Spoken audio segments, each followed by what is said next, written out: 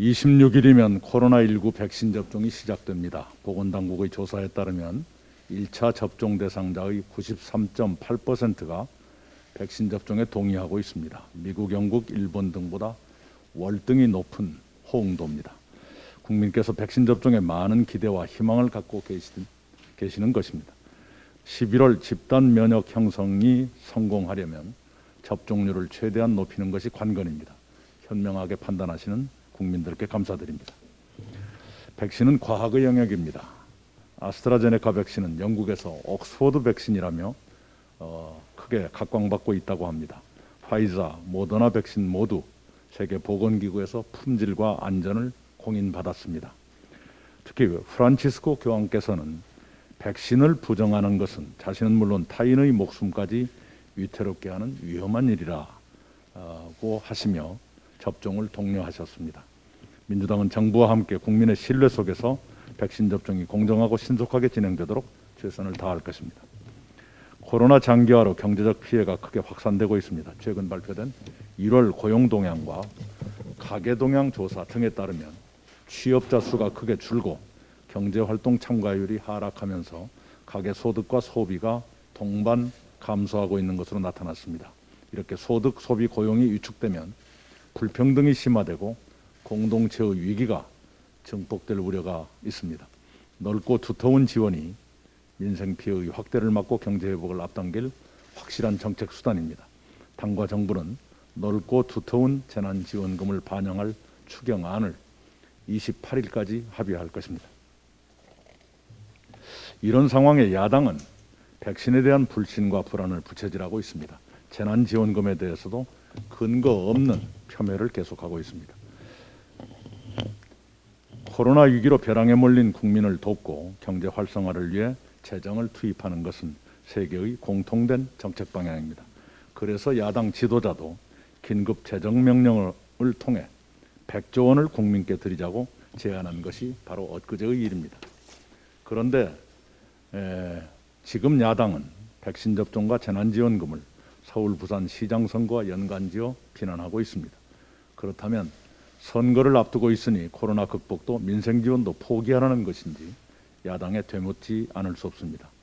그것은 코로나와 민생을 최대한 불안하게 만들어서 선거를 치르겠다는 야당식 선거 전략이라고 단정하지 않을 수 없습니다. 국민의 생명과 민생은 선거를 넘어 그 무엇보다도 중요합니다. 국민의 고통을 덜어드리는 길에 야당도 함께해 주시기 바랍니다. 대한의사협회가 국회 보건복지위의 의료법 개정에 반발하며 총파업과 함께 코로나19 백신 접종 협력 중단 가능성까지 언급했습니다. 의료법 개정안은 살인, 강도, 성폭행 등 금고 이상의 강력 범죄를 저지른 의사의 면허를 취소하도록 하는 지극히 상식적인 내용을 담고 있습니다. 변호사, 회계사 등 다른 전문 직종도 금고 이상의 형을 받으면 자격을 박탈하거나 정지합니다. 다른 직종과의 형평성과 공정성을 고려하고 의료의 특수성을 감안해 보건복지위가 오랜 기간 수기하고 여야 합의를 거쳐 의료법 개정안을 의결했습니다. 그런데도 의협이 이를 거부하고 특히 코로나로 고통받으시는 국민 앞에서 백신 접종 협력 거부를 말하는 것은 국민의 동의를 얻기 어려울 것입니다. 누구보다 높은 도덕성과 사회적 책임감을 가지셔야 할 의사단체의 그런 태도는 국민께 큰 실망을 드릴 것입니다. 만약 불법적인 집단행동을 한다면 정부는 단호히 대처하는 것이 마땅하다고 생각합니다. 민주당과 제가 추진 중인 신복지제도에 많은 관심과 기대가 모아지고 있습니다. 문재인 대통령께서는 지난주 당 지도부와의 청와대 간담회에서 신복지제도를 매우 뜻깊게 생각한다면서 회복과 도약을 포용의 가치 위에서 하겠다는 시대정신이라고 평가해 주셨습니다. 이번 주에 관련 특위가 시작됩니다. 신복지제도는 산업화와 민주화를 이룬 대한민국이 선진 복지국가로 도약하기 위한 국가 대전략입니다. 신복지와 신경제의 두 날개로 포스트 코로나 시대 대한민국의 미래를 개척해 나갈 수 있도록 준비해야겠습니다. 신복지의 일환으로 저는 만 5세 의무교육을 제안한 바 있습니다. 오늘은 두 번째로 유치원 무상급식을 검토해 보시도록 제안 드리고 싶습니다. 서울시가 2011년 시작한 초중고 무상급식이 10년 만인 올해 모든 초중고 학생에게 시행됩니다. 그러나 유치원 급식은 학부모가 부담하고 있습니다. 유치원 무상급식을 위해서는 어린이집과의 형평성을 위해 누리과정 지원을 현실화해야 하는 등 몇 가지 과제가 놓여 있습니다. 유치원 무상급식은 새로운 민주당 서울시장의 최우선 과제의 하나가 될 것입니다. 국민생활기준 2030 특위에서 서울시장 후보들과 함께 정교하게 가다듬어 구체적인 공약으로 제시될 수 있도록 준비해 주시기 바랍니다. 가덕도 신공항 특별법이 지난주 국회 국토교통위원회에서 여야 합의로 의결됐습니다. 부산, 울산, 경남의 역사를 바꿀 가덕도 신공항이 마침내 시야에 들어왔습니다. 20년이나 이어진 희망 고문을 끝내겠다는 저의 약속을 지키게 되어서 더없이 기쁩니다. 가덕도 신공항은 부울경의 새로운 미래를 열고 대한민국의 균형 발전에 기여하는 기념비적 사건이 될 것입니다. 가덕도 신공항은 항만, 철도와 함께 트라이포트를 형성해 부산의 제도약과 동남권 메가시티의 핵심적인 자극제가 될 것입니다. 그렇게 대한민국 제2도시의 운명을 바꾸고 대한민국의 미래를 바꿀 것이라고 저는 확신합니다. 민주당은 특별법을 26일 본회의에서 통과시킬 것입니다. 이어 당 차원의 특위를 구성해 빠른 시일 내에 가덕도 신공항이 착공되도록 정부와 긴밀히 협조하겠습니다. 아울러 첨단 소재 부품 등 제조업과 첨단 물류산업단지를 조성하고 광역교통망 건설도 서둘러 사람과 돈이 모여드는 부울경으로 만들어 갈 것입니다. 이상입니다. 가덕도 신공항이 먼 미래의 꿈이 아니라 눈앞의 현실로 다가오고 있습니다. 지난주 금요일 가덕도 신공항 특별법이 국회 국토교통위원회를 통과했습니다. 신공항 착공을 앞당기기 위해 예비 타당성 조사를 면제할 수 있게 했습니다. 또한 특별법 부칙에 가덕도 신공항의 위계 및 기능과 중복되는 내용이 없도록 추진 중인 공항 개발 사업 계획을 대체한다고 명시했습니다. 동남권 신공항의 위치를 두고 반복됐던 오랜 논란에 종지부를 찍게 됐습니다. 동남권 신공항은 18년 넘도록 부산, 울산, 경남 지역 국민들께서 염원해온 수건 사업입니다. 그 간절한 염원이 담긴 가덕도 신공항 특별법이 국회에서 입법 절차를 속도감 있게 밟아 나가고 있음을 부울경 남북권 1000만 시민들께 보고드립니다. 더불어민주당은 26일 본회의에서 가덕도 신공항을 되돌릴 수 없는 국책 사업이 되도록 법제화할 것입니다. 가덕도 신공항 사업이 추진되면 연계 교통망 확충과 인근 지역의 산업 전략 역시 당연히 따라갈 것입니다. 민주당은 가덕도 신공항 특별위원회를 구성해서 부산, 울산, 경남의 의견을 반영해 신공항 건설이 추진되도록 지원하겠습니다.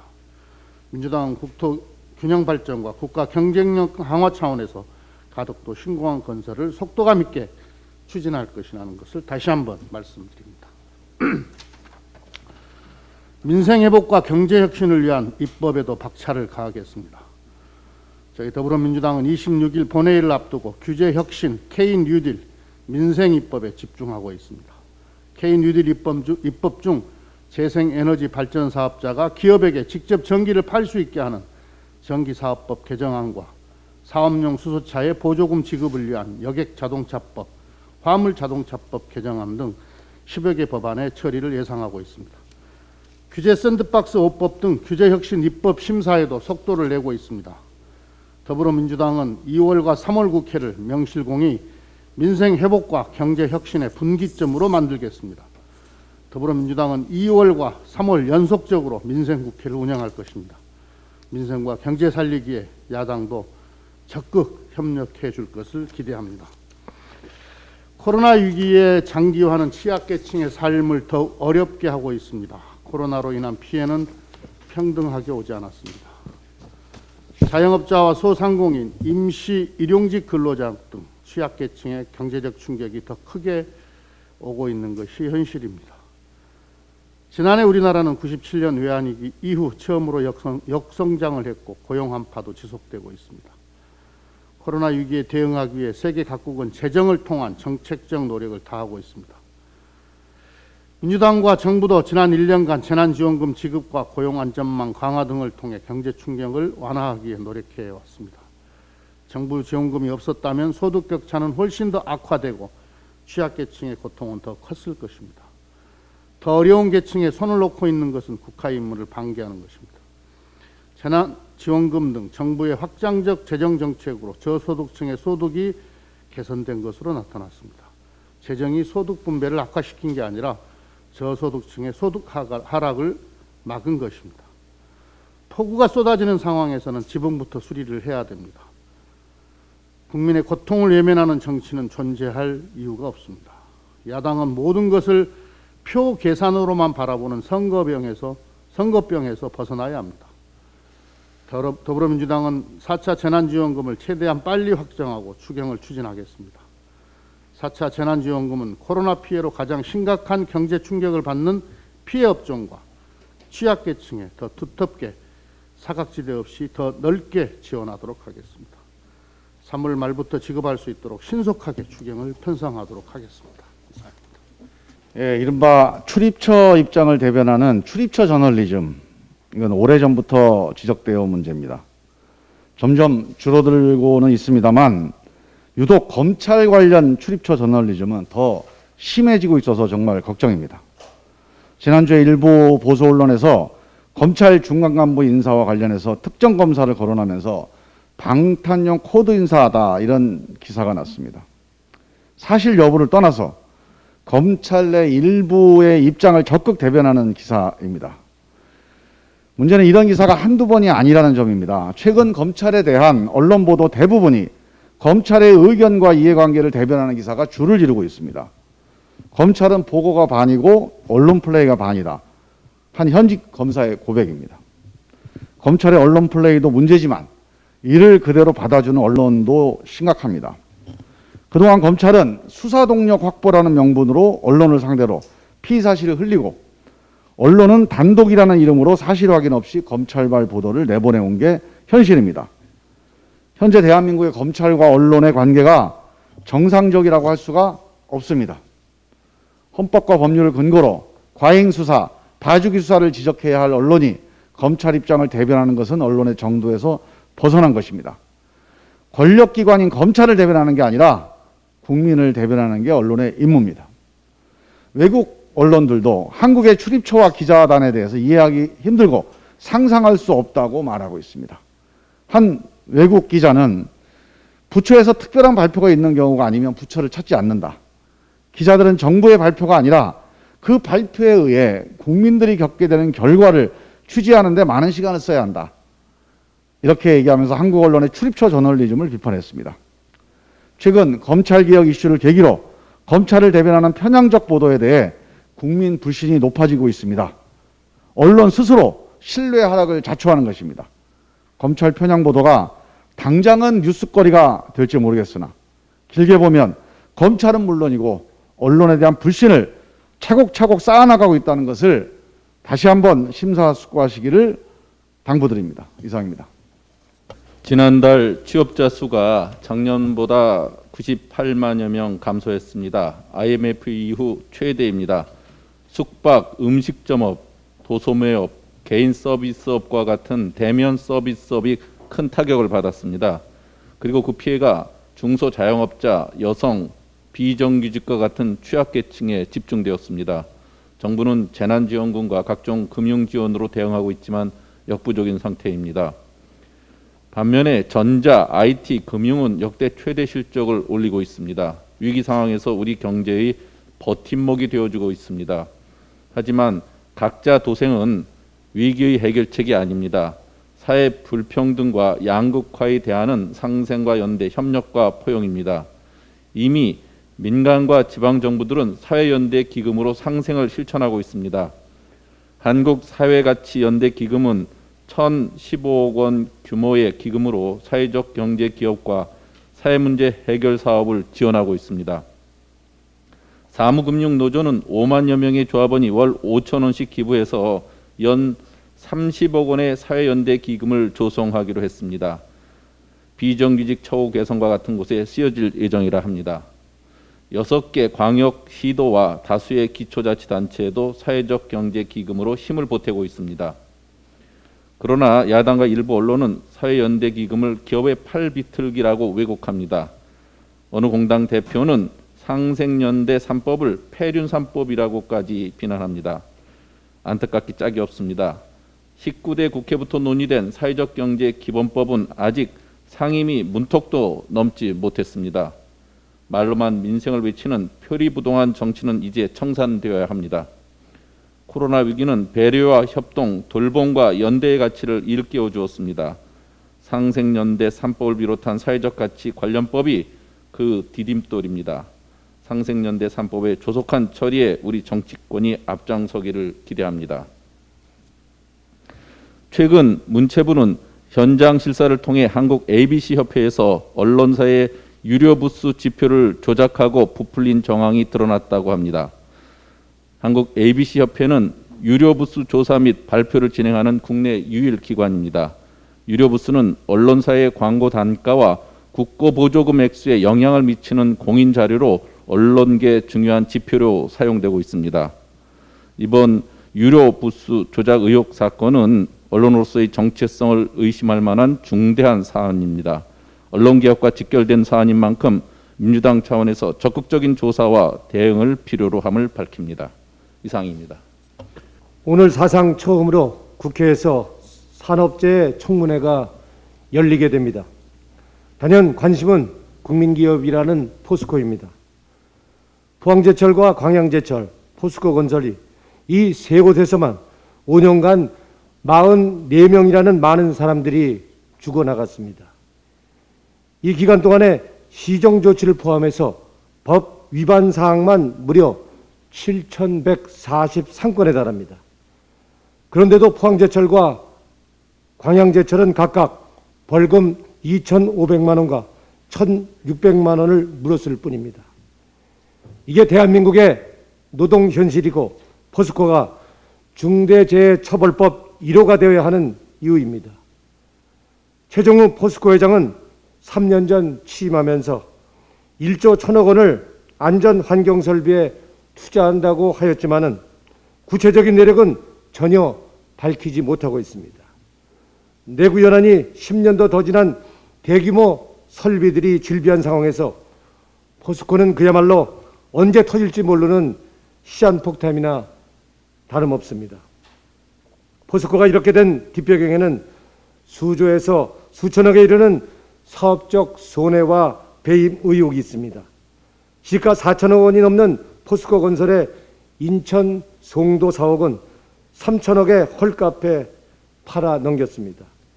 강남 한복판의 포스코 역삼타워는 공시지가만 2,400억인데도 지분 50%를 840억 원에 넘겼다고 합니다.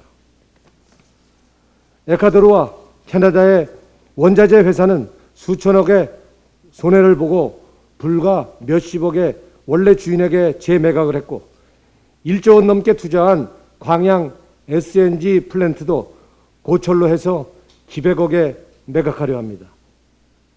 그야말로 안전무시, 노동자 생명경시, 방만경영, 부실경영 그 자체입니다.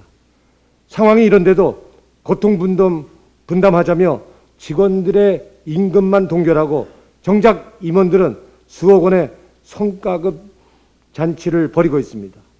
심지어 최종호 회장은 일본에 가서 신사 참배까지 하고 다닌다고 합니다. 이제 포스코의 폭주를 막아야 합니다.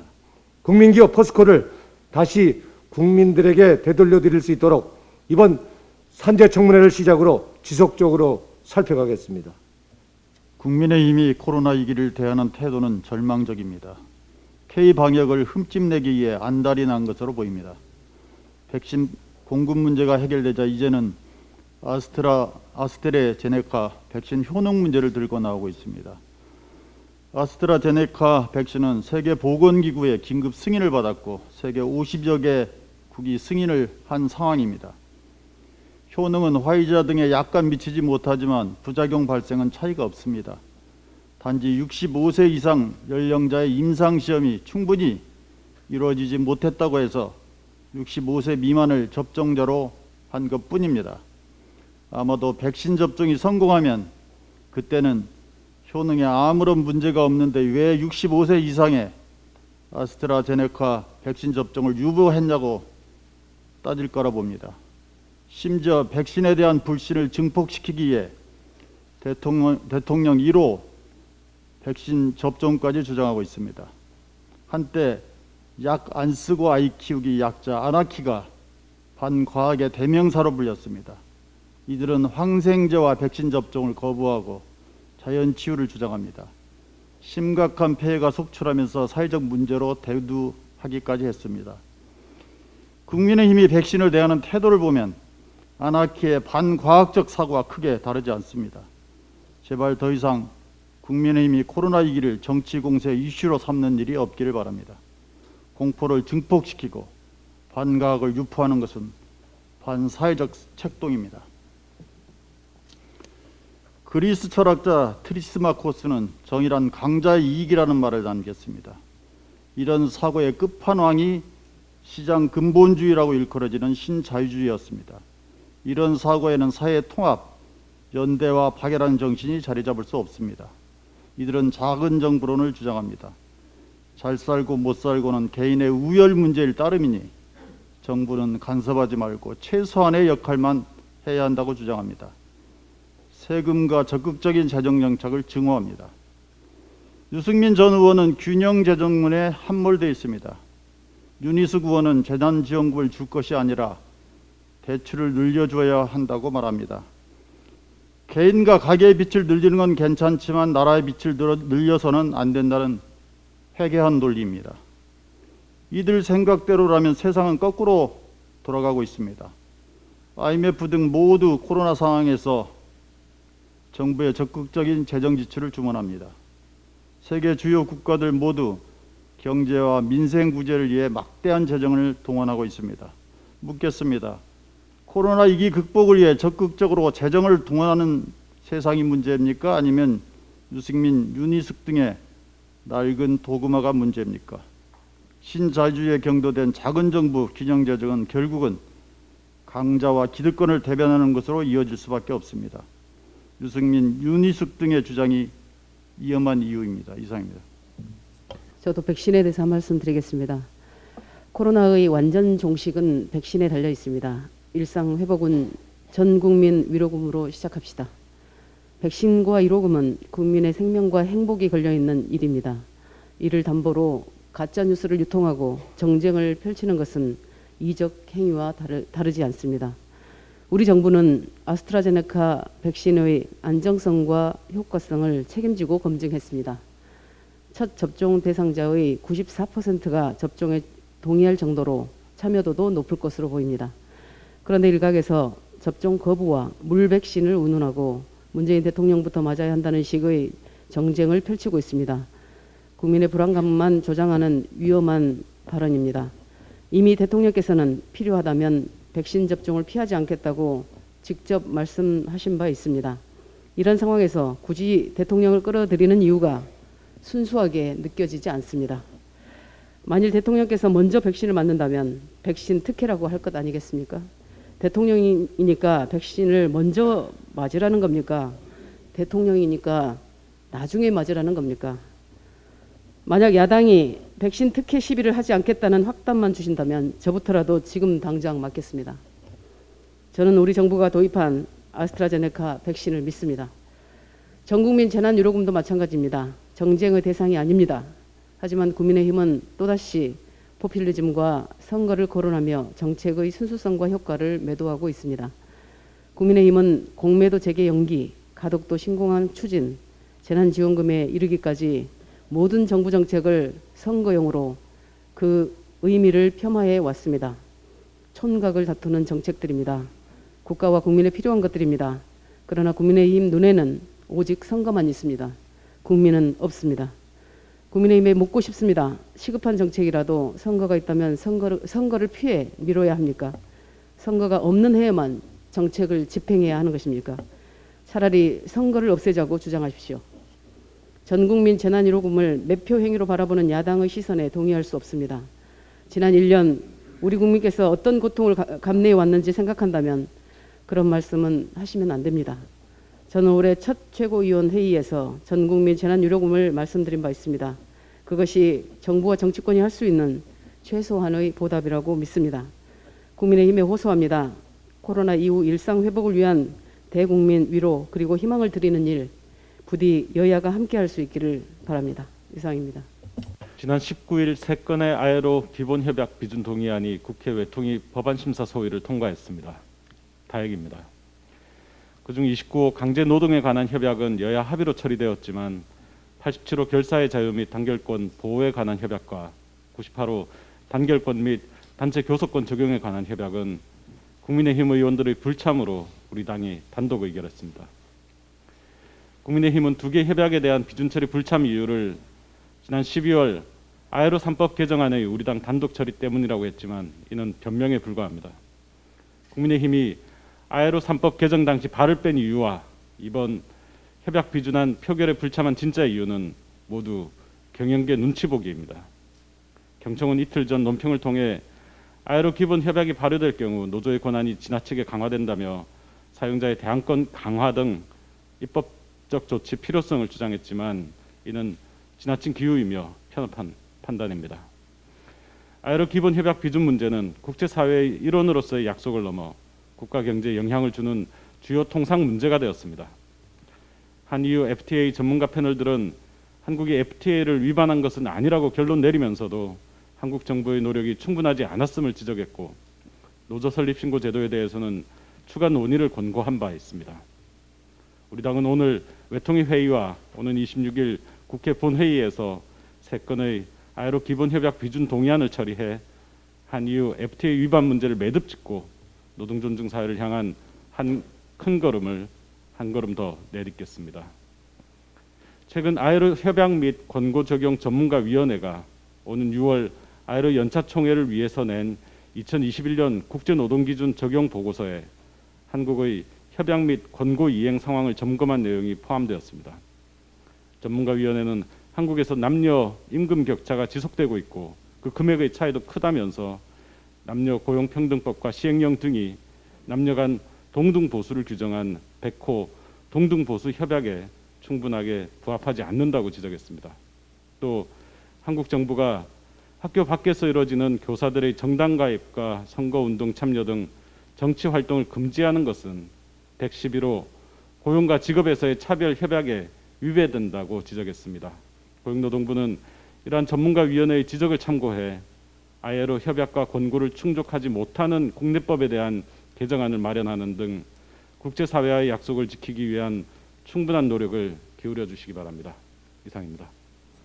네, 도대체 언제 불법 촬영에 대한 사법부의 경각심이 높아질지 이쯤 되면 궁금할 지경입니다. 최근 2가지 판결만 봐도 한국 사회에서 불법 촬영의 죄질을 우리 재판부가 얼마나 가볍게 치부하고 있는지를 알 수 있습니다. 먼저 사회복무요원 1명이 징역 1년을 선고받았습니다. 바로 병원에서 수면 마취된 여성의 신체를 불법으로 촬영하고 사회복무요원으로 근무하다 해제된 뒤에도 대중교통에서도 여성들을 불법 촬영을 80여 차례가 넘게 하였다고 합니다. 경찰 조사에 따르면 1216GB의 불법 촬영물이 발견되었고 그 죄질에 비해서 이 사회복무요원이 얻게 된 판결의 결과는 고작 징역 1년이었습니다. 두 번째 판결의 결과입니다. 여성의 신체를 불법 촬영하고 돌려본 20대 남성 3명은 모두 집행유예를 선고받았습니다. 재판부는 판결의 이유에서 피고인들이 초범이고 촬영된 화면에 피해자의 얼굴이 인식되지 않는다는 이유로 집행유예를 선고하였습니다. 양형 기준을 상향 조정하고 처벌 강화를 목 터져라 외쳐도 이것이 무의미하다는 비판과 절망이 계속해서 나오는 이유는 앞서 말씀드린 이 2가지의 판결처럼 결국 재판부의 성인지 감수성이 지나치게 부족하고 판결에 있어 제대로 반영되지 않는다는 고질적인 문제가 남아있기 때문입니다. 저는 재판부에 묻고 싶습니다. 얼굴이 나오지 않으면 한 인간의 존엄은 마땅히 훼손되어도 괜찮다는 말입니까? 여성의 신체는 여성의 얼굴이 나오지 않으면 마음껏 유통되고 돌려봐도 고작 집행유예에 그치는 판결을 받아도 될 만큼 그 죄질이 가벼운 것입니까? 80여 차례가 넘게 불법 촬영을 일삼아도 고작 1년형을 선고받고 이에 대해서 사법부의 표현에 따르면 무겁지도 가볍지도 않은 적당한 결과라는 표현이 과연 가당키나 한 것입니까? 사실 이 같은 이야기를 하는 것은 저뿐만이 아닙니다. 그리고 지금까지 이런 이야기는 계속해서 나왔습니다. 이처럼 비슷한 판결이 계속된다면 과연 성범죄 근절, 불법 촬영 근절은 가능한 것이겠습니까? 이것은 결국 공허한 구호로 남게 될 뿐입니다. 부디 재판부가 시대적인 흐름에 따라가는 재판부가 되길 바라며 동시에 불법 촬영이라는 범죄의 심각성을 인지하기 바랍니다. 이상입니다.